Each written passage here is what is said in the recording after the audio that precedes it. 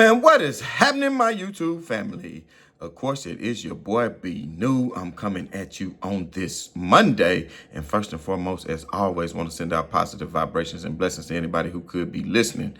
Now, with all that being said, we know that the Los Angeles Lakers have made a move in the buyout market, landing none other than a Spencer Dinwiddie, who was traded to the Toronto Raptors at the deadline, but immediately waived. And we knew, of course, after the post game, after the Lakers, and we're going to talk about the Lakers' victory over the New Orleans Pelicans here in just a minute, but after the Lakers defeated the Pelicans on Friday, we see that Spencer Dinwiddie was in attendance with a one Rob Pelinka. So the writing was on the wall. There was no mistake about it with them being in attendance that ultimately he would be signing with the Lakers once he cleared waivers. And of course, that has happened. So just to kind of touch on that for just a minute, I think this is a great pickup by the Lakers. Although Spencer Dinwiddie has not been shooting the ball great this year, I think he's shooting at a horrific 39 or 40% clip from three-point range. He's only shooting at 33%, I do believe. But we do know that Spencer Dinwiddie is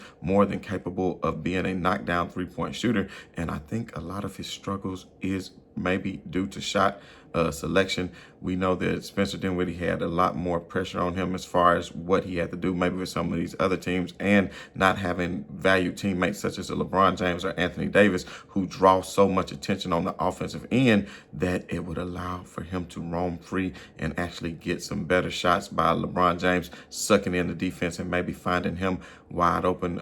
So some driving kick kind of moves from LeBron to Spencer Dinwiddie is something that we could see. And we also know there is a history with D'Angelo Russell and Spencer Dinwiddie having played together in the same backcourt, so they have a familiarity with one another. So whether you with the news of Gabe Vincent, having knee surgery, he still could be out for another month or so. Who knows? And then once he gets back, he still has to get in game rhythm and then build chemistry with the Lakers, because he still has yet to be able to do so, just because of the nagging injuries that he has had through the course of this season. So with that said, I think the Lakers needed another ball handler, and not only is Spencer Dinwiddie another ball handler, he is a ball handler that has size. So he's not as small as a D'Lo, whereas maybe he could play some better perimeter defense for the Lakers. We saw what the Lakers did when they struggled against Jamal Murray and the Denver Nuggets, even though they were very shorthanded. Very proud of how the Lakers played. We know they are still without a Cam Reddish, who was providing some great 3-and-D defense as far as being able to hit threes and play perimeter defense. We know Cam Reddish has been out, of course, and Jarrett Vanderbilt, who had really been coming on strong. We know Vanderbilt has not. The news didn't seem so good for him at first, because they said he potentially could be out for the remainder of the season. I'm hoping after a 4 to 6 week evaluation that we could see D'Lo come back mid-April, right before the playoffs. Now, we know that the Lakers want to show caution because they have long-term plans for a one Jarrett Vanderbilt, but the window of opportunity for winning the championship while having a one LeBron James on your team, knowing that LeBron James is a free agent going into the offseason and not sure where Bronny James may even get drafted. People say he's really not worth being drafted because of the talent and what he's done, even with the minutes restrictions that he's had at USC. But I dare say that a team is so smart that they would draft him anyway, just so they can get LeBron James. Imagine a team like the Memphis Grizzlies or the Charlotte Hornets or somebody like that getting the #1 draft pick and saying, you know what, instead of getting some young talent, how about I just draft Bronny James, who could turn out to be a good player later on down the road. But it means that LeBron James would be on his way to play in your uniform, which is going to be very impactful for whatever team who may do that, as far as getting money, as far as raising your ticket sales and all the things that go along with having a marquee superstar face of the league such as LeBron James come suit up in your uniform. So, it's going to be very interesting to see how that all plays out over the course of the summer, which will be very interesting to seeing. But we still have a lot of time to go to discuss that, so we're not just going to get all into that at the current moment. But I did want to touch on the game here just for a minute. The Lakers, since inserting Rui Hachimura into the lineup, were looking really good. And if you take a look at it, the Lakers, for the first time ever scored 87 points in the first half. And that's crazy if you think about it, considering all the great teams that the Los Angeles Lakers have put forth over the years. You got the great Kobe and Shaq era. You have the Magic Showtime era with Kareem, Magic, AC Green, Coop the Hoop, Michael Cooper, Byron Scott, Kurt Rambis, everybody else. And of course, let's not forget the Jerry West, Wilt Chamberlain years for the Lakers. Of course, so the Lakers have always put out good teams. And let's not forget the Kobe years with Pau Gasol, as they won a couple of championships in those years as well. But the Lakers has never put up 87 points in a half. So a lot of people say that's lack of defense. That is a conversation for another show. But anyway, the Lakers have been playing great basketball as of late.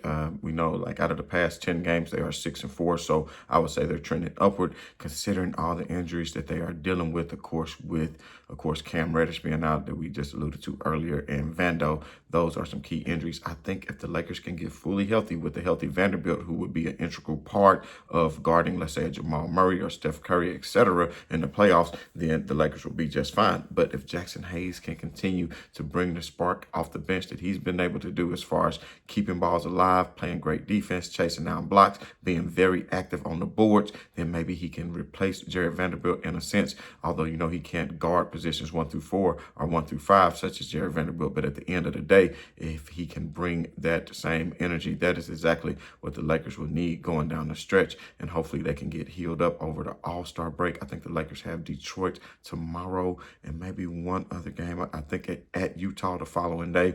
And then you head into a whole another week off for the All-Star game. Although, of course, LeBron James will be taking part, and AD, of those festivities. But at the end of the day, I like how the Lakers are trending on the offensive side of the ball, more notably because of the way D'Angelo Russell has been playing. And we know ever since D'Lo went down with the injury, when he was sidelined for maybe a week or two, he said he just saw the game so much differently and how he needed to play with the LeBron James and AD. He was trying to be too much of a facilitator and getting the ball to LeBron James or AD versus just being a scorer, because LeBron and AD demand so much attention. It allows him to get his shot off and be able to get more open shots. So he's been much more in attack mode. And since then, he has really been scoring great. And if you look up at it, D'Angelo Russell, at the time he scored 30 points, I think 5 times this season. The Lakers are 4-1 in those games since D'Angelo Russell scores 30 points. And also, the Lakers are 11-0 this year when scoring 130 points or more. And that's not bad when you're talking about the offensive side. And the Lakers hang their hat on defense. And when they play defense the way they were playing against the Nuggets the other night, then they can win some games. AD and Jokic had basically a straight-up battle to where they kind of washed out each other. But Jamal Murray proved to be too much at the end.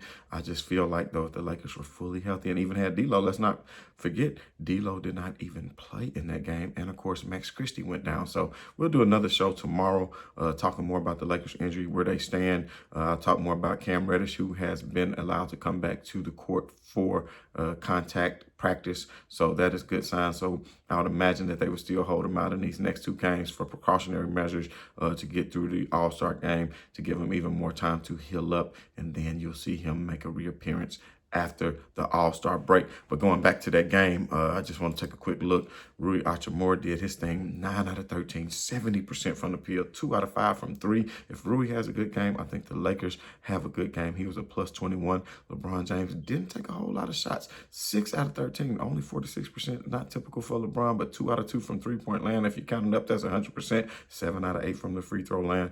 The Lakers didn't even make it close with the Pelicans. That first half was close. The Lakers kind of pulled away at the end of that first half and just put their foot on the gas for the remaining of the game. But if you look, LeBron James, 14 assists that game, really had it going on. And that's what Spencer Dinwiddie is going to be able to bring, more assists for LeBron James, because LeBron James should have a lot more assists. He finds people open constantly, but not all the time do they make these shots. I think Spencer Dinwiddie percentage will go up because he will have better looks. But at the end of the day, he is going to be valuable as far as being a ball handler. The Lakers do need an additional ball handler. So now you have an Austin Reeves, a D'Lo, and a Spencer Dinwiddie for that. But 14 assists for LeBron James. I mean, he could basically be the point guard for the Lakers as well. So you got a lot of different ways you can do this rotation. But now that the Lakers do have a 15-man roster, I think they can get a I know a lot of teams shorten it for the playoffs, an 8-man rotation, but I would say a 10-man rotation if, of course, you get Vanderbilt, Cam Reddish back healthy into the fold because what they bring on the defensive end, and if Cam Reddish can get confidence back in his three-point shot enough to start making shots again, then that could be a deadly combination for the Lakers. And then, of course, Anthony Davis, only 11 shots. That's what I like. If you take a look at the entire starting lineup, D'Angelo Russell, the point guard, actually had the most shot attempts.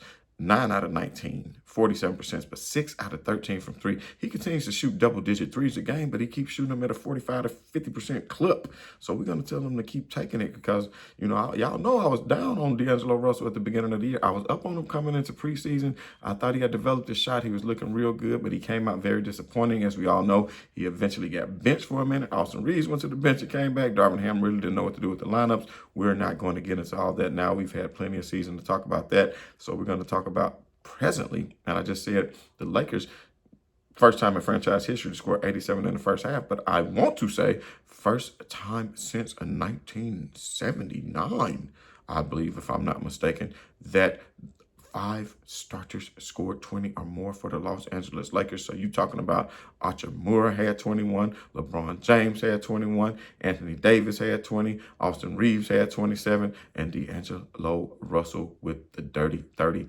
All of them were a plus, except Anthony Davis was 0. He was even. LeBron James a plus 15, D'Lo a plus 13, Hachimura plus 21. Skylar Mays came in and got a little bit of playing time. Surprisingly enough, Taurean Prince only had 21 minutes. He was 0 out of 2, but he's been playing pretty good on the defensive end. He was big during that Denver game, that really kept him in that game. Of course, Jackson Hayes, 3 out of 4 for Jackson Hayes. And if you look at Jackson Hayes, he was a plus 17 during his time on the floor, where Anthony Davis was a plus 0. So that Jackson Hayes was everywhere. He was 3 out of 4 from the field.